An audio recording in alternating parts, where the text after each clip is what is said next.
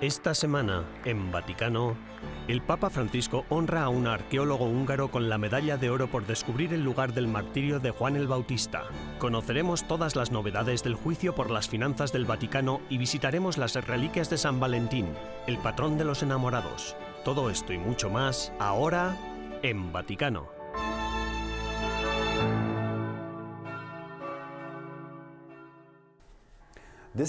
Esta semana, el Papa emérito Benedicto XVI ha emitido una carta personal y una declaración legal sobre el informe de abusos de la diócesis de Múnich-Freising, de la que fue obispo.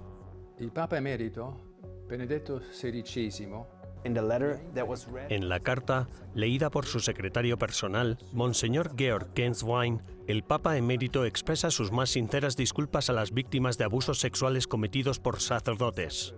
Niega todas las acusaciones de haber protegido a sabiendas a los autores y aclara un punto importante sobre su respuesta anterior. El informe sobre abusos del 20 de enero acusaba a Ratzinger y a su sucesor, el actual jefe de la archidiócesis, el cardenal Marx, de haber gestionado mal varios casos de abusos sexuales.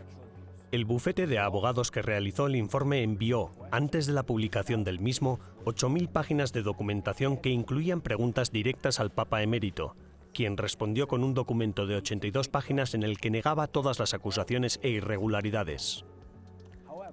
Sin embargo, había un error en estas 82 páginas, lo que provocó una demanda de aclaración.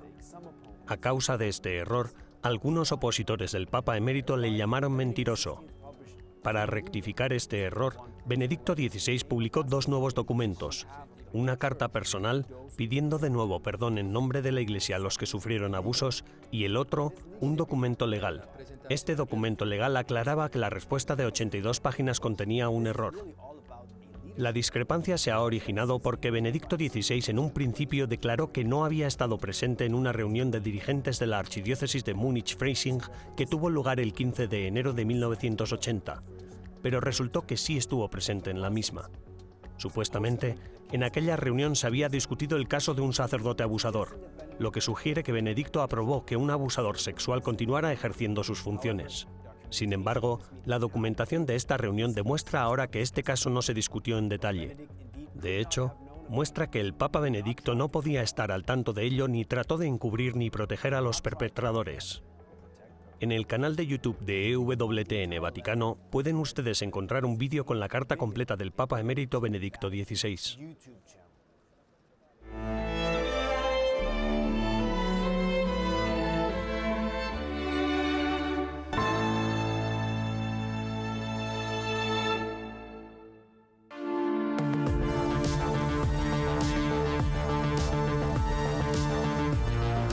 Los Juegos Olímpicos de Invierno de 2022 en Pekín están en pleno apogeo. Sin embargo, 9 países, entre ellos India, Canadá, Reino Unido y Estados Unidos, han realizado un boicot diplomático alegando violaciones de los derechos humanos por parte de China.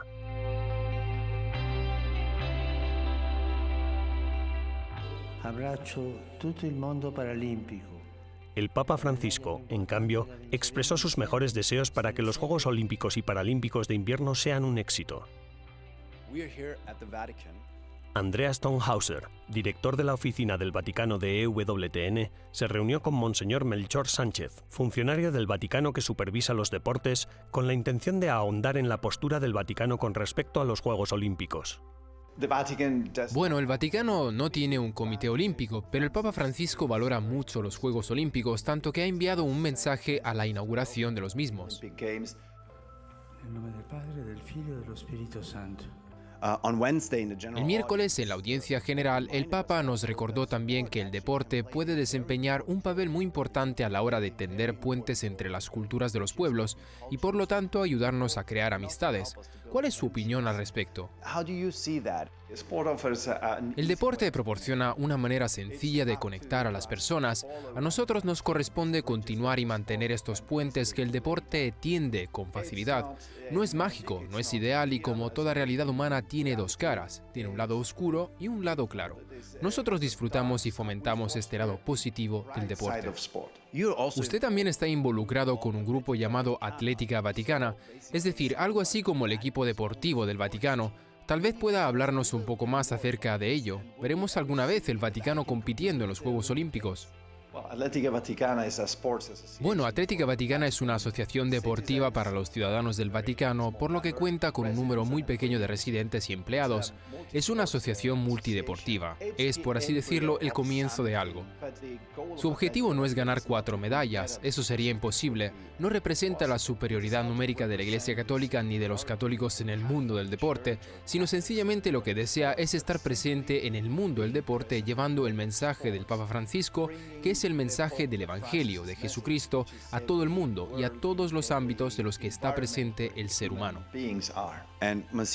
Monseñor, una pregunta personal, si me lo permite. Usted también es deportista, y si es así, ¿qué deporte prefiere? Bueno, mi nick en las redes sociales es corredor modesto, que es lo que soy, un corredor muy modesto. Sí, me gusta más practicar deporte que verlo.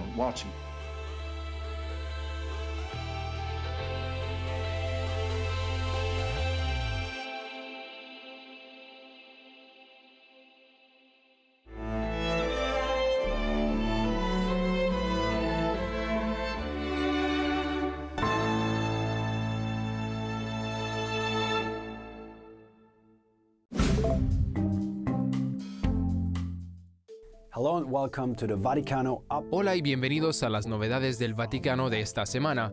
La Santa Sede abre su primera embajada en Abu Dhabi, en los Emiratos Árabes Unidos. Las relaciones diplomáticas entre ambos estados se establecieron en 2007, pero la anterior nunciatura apostólica tenía su sede en Kuwait. Abu Dhabi solo tiene 2 iglesias católicas con 100.000 feligreses expatriados. La nunciatura apostólica en Abu Dhabi se inauguró en el tercer aniversario del documento sobre la fraternidad humana para la paz mundial y la convivencia, firmado conjuntamente por el Papa Francisco y el Gran Imán de Al-Azhar. Con motivo de la segunda Jornada Internacional de la Fraternidad Humana, el Santo Padre difundió un mensaje de video en el que recuerda a los fieles que todos vivimos bajo el mismo cielo. El apoyo fraterno es un pilar fundamental para el hombre, así lo ha transmitido la Santa Sede aprovechando su presencia en Dubái, donde actualmente se está celebrando la Expo 2020. El stand del Vaticano promueve el diálogo intercultural e interreligioso, así como la fraternidad humana. El Papa Francisco, en nombre de los obispos birmanos, pidió a la comunidad internacional que actúe para poner fin a la violencia que se vive en Myanmar. Tras el golpe militar de 2021 se han producido protestas masivas y han muerto más de 12.000 personas. Mientras rezaba por el consuelo de Dios para el pueblo de Myanmar, el Santo Padre dijo que el mundo no puede mirar hacia otro lado ante el sufrimiento de tantos hermanos y hermanas. Akash Bashir, guardia de seguridad voluntario de tan solo 20 años, ha sido declarado siervo de Dios tras morir martirizado en 2015 cuando un terrorista suicida intentó entrar en la iglesia católica de San Juan en Lahore, Pakistán. Bashir detuvo al atacante y ofreció su vida en sacrificio para salvar a más de 1.000 personas. Así, Bashir se ha convertido en el primer cristiano pakistaní en camino a los altares. El Santo Padre se reunió con los miembros de la Inspección de Seguridad Pública del Vaticano, hablándoles de la importancia de priorizar el cuidado de las personas, al igual que su dignidad y seguridad. El Papa Francisco dio las gracias a todos los integrantes por su dedicación y sus cuidados, recordándoles que su trabajo puede permitir que otros se encuentren con el Señor. El Papa Francisco bendijo una estatua de bronce de Santa Josefina Bakhita y rezó por las víctimas de la trata de personas. La estatua conmemora el 8º Día Internacional de Oración y Concienciación contra la Trata de Personas. El día se celebró con un maratón de oración online que comenzó en Oceanía y terminó en Norteamérica. Gracias por acompañarnos. Disfruten del resto de Vaticano. Desde Roma para WTN, Andreas Thonhauser.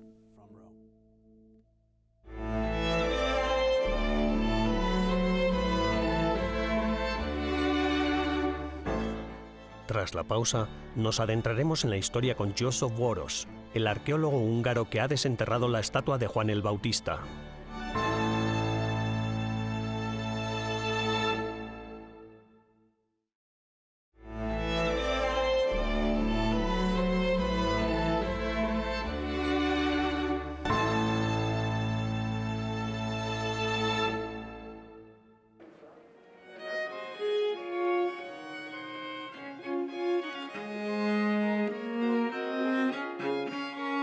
La 25ª sesión pública de las 11 Academias Pontificias del Vaticano se celebró en el Palacio de la Cancillería de Roma. Este año las academias destacaron la contribución de la arqueología a la fe cristiana, premiando a 3 investigadores por su trabajo. Las excavaciones arqueológicas son realmente muy importantes para nosotros y la armonía entre la fe y la ciencia, convergencia entre lo que conocemos por la fe y lo que vemos y descubrimos gracias a nuestro trabajo e investigación arqueológica científica.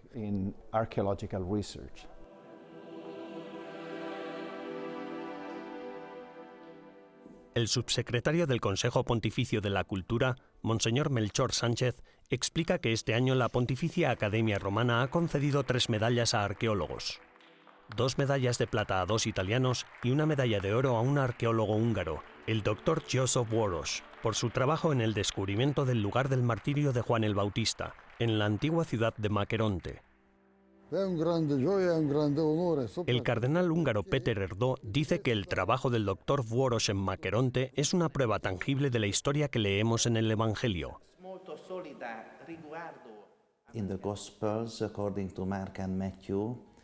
En los evangelios según Marcos y Mateo sobre la decapitación de San Juan Bautista y las circunstancias con el banquete de Herodes Antipas y el baile de Salomé, se cuenta todo con mucho detalle.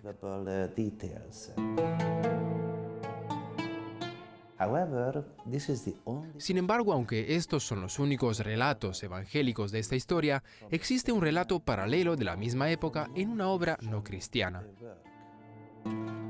Es absolutamente única.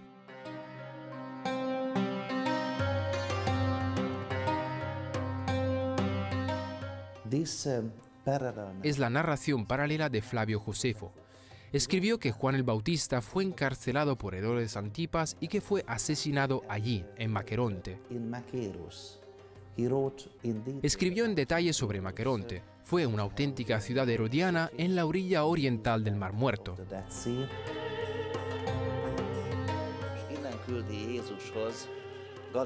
Durante los últimos 12 años, el Dr. Boros ha investigado el antiguo emplazamiento bíblico de Macheronte y afirma que, debido a diferentes circunstancias históricas, la ciudad se ha conservado como una cápsula del tiempo correspondiente a la época de Herodes Antipas.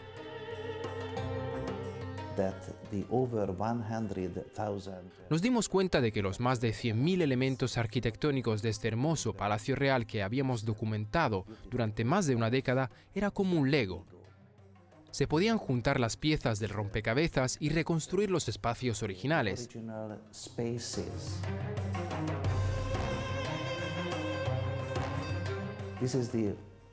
Esta es la única ocasión en la que disponemos de una escena evangélica en la que de fondo podemos reconstruir el legado original herodiano.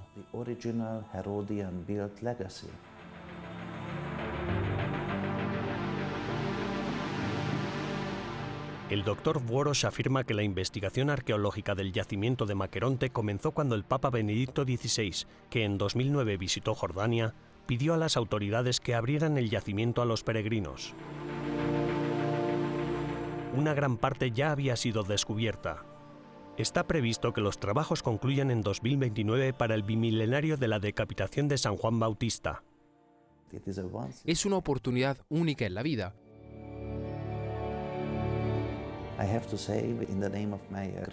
Y considerándonos a nosotros mismos como meros instrumentos de Dios misericordioso en nombre de mis magníficos colegas, he de decir que es todo un privilegio llevar a cabo esta misión.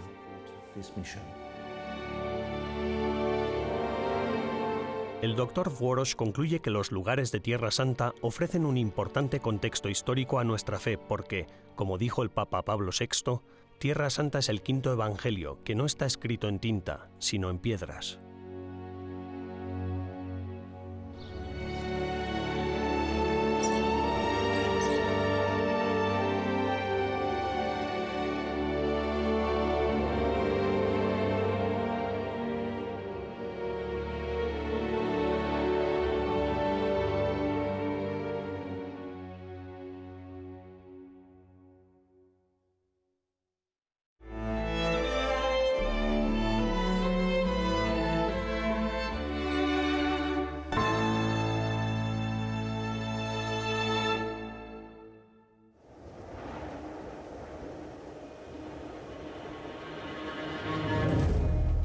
En 2019 estalló uno de los mayores escándalos financieros de los últimos años.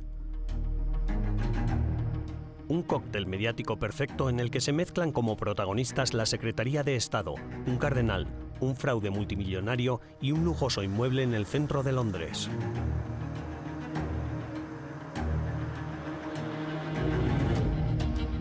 Un escándalo relacionado con la gestión del dinero destinado a las obras de caridad del Papa, que finalmente se ha revelado como la punta del iceberg de un sistema turbio e incluso corrupto.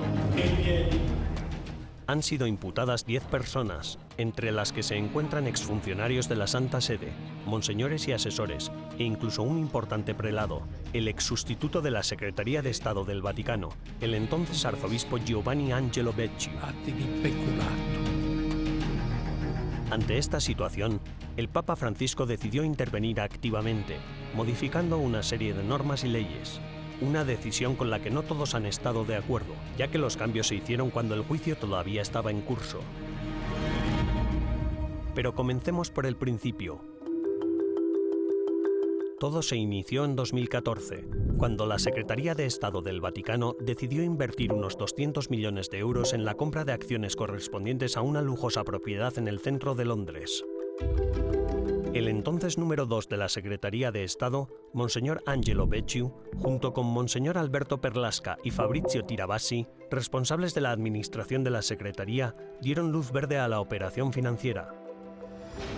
Pero, en este caso, no acudieron a un corredor de bolsa de confianza, sino que cedieron la gestión a otro intermediario llamado Raffaele Mincione. Desde el principio, el nuevo agente bursátil promovió la operación que describió como extremadamente conveniente, pero en la práctica resultó ser todo lo contrario.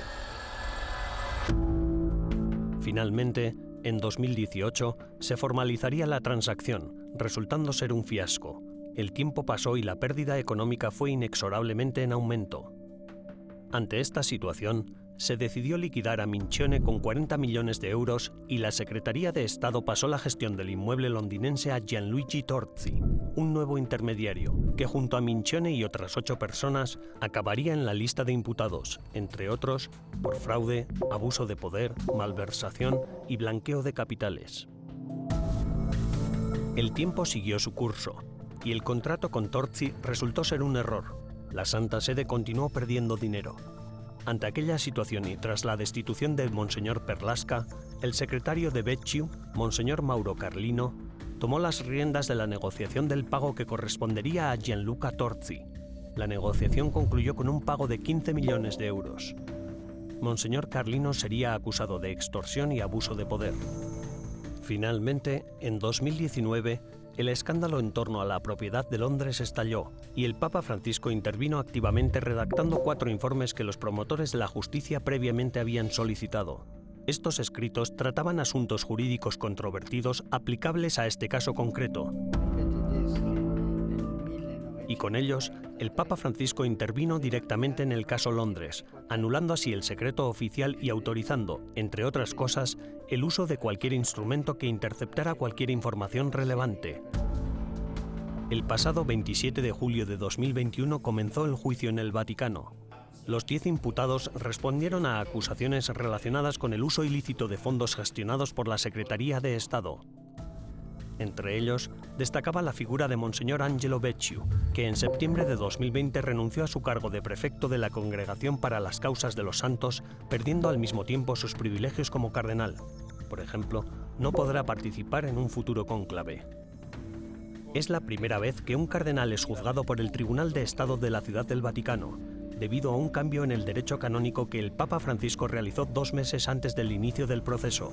Hasta ese momento, los cardenales solo podían ser juzgados por el Tribunal Supremo de la Signatura Apostólica, compuesto por 3 cardenales. Becciu se declaró inocente de todas las acusaciones. El exsustituto del secretario apostólico tendrá que responder a las acusaciones de abuso de poder y soborno, pues el juicio por la propiedad Londres prosigue aún hoy. La próxima audiencia prevista por el presidente del Tribunal de Estado de la Ciudad del Vaticano será el 18 de febrero de 2022.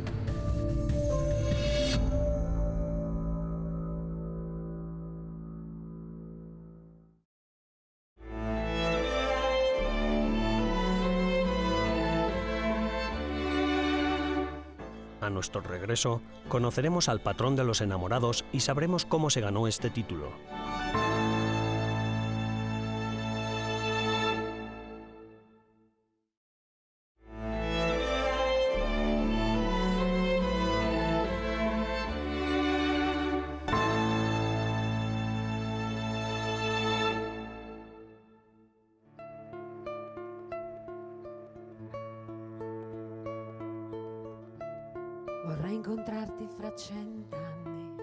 Hay un santo en la Iglesia Católica conocido tanto por los cristianos como por los no cristianos.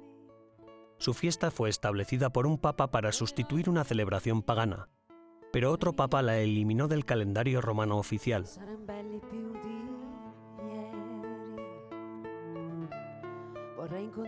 Hablamos de San Valentín, patrono de los enamorados.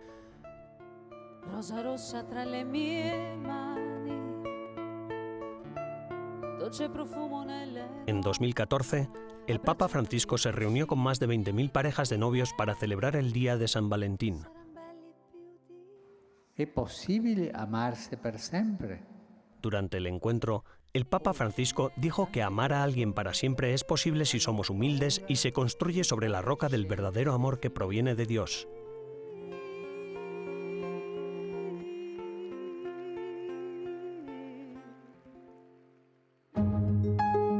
El Santo Padre tiene un cariño especial por las parejas.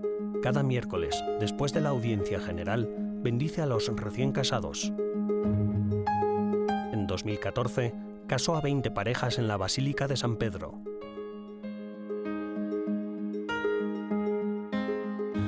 L'uomo non osi separare ciò che Dio unisce.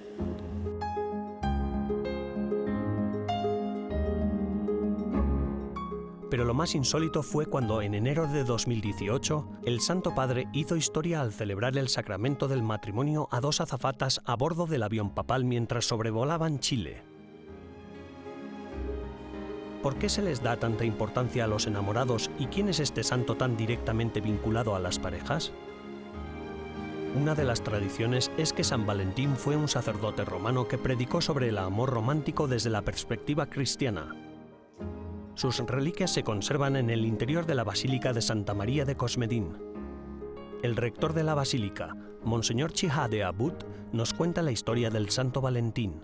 El emperador de aquel entonces había decidido impedir que los soldados se casaran. ¿Por qué? Porque pensaban que si un soldado se casaba, perdería parte de su fuerza, de su concentración, y no lograría centrarse en la guerra ni ir contra los enemigos que atacaban su país. San Valentín era un santo que los incomodaba porque creía que la vida familiar daba apoyo a la persona. Siguió administrando el sacramento del matrimonio, y el sacramento del matrimonio, según la fe cristiana, en cierto sentido, es una unión sagrada entre un hombre y una mujer. Es una unión sacra tra uomo e una donna. En una época en la que la definición del matrimonio es constantemente atacada y distorsionada, la historia de San Valentín es un gran argumento en defensa de la santidad del matrimonio. Y con esto San Valentín nos recuerda que incluso hoy en día necesitamos aclarar nuestra idea del matrimonio, porque por sus convicciones San Valentín fue encarcelado. Pedimos su intercesión para que podamos vivir con autenticidad las ocasiones en las que nos enamoramos y que podamos vivir nuestra fe y los sacramentos con una profunda y sólida fe. Veramente con fede profonda e forte.